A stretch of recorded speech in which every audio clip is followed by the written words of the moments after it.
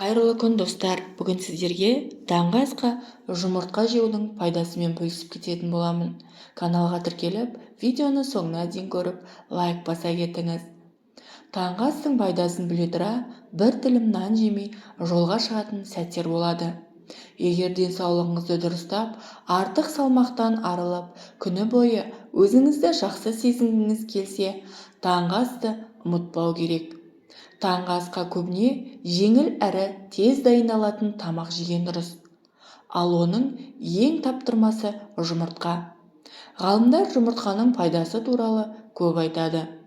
Соның ішінен бірер қызықты деректі жинап көрдік. Тойымды жұмыртқаның құнарлы екенін бәріне белгілі.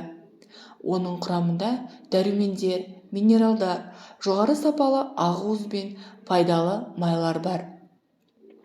Бір жұмыртқаның өзінен А, В2, В5, В12 және селен дәрумендерін табуға болады.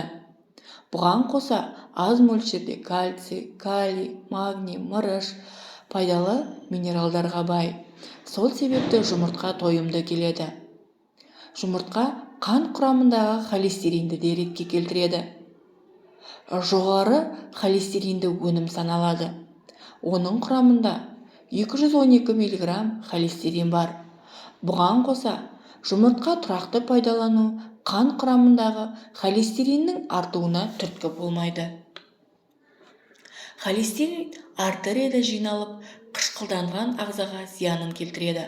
Алайда жұмыртқаның құрамында холестеринді тез ыдырататын антиоксиданттар бар. Және жұмыртқа ақуызға бай деп кеттік. Адам ағзасы ақуызды синтездеу үшін 21 түрлі амин қышқылын тұтынады.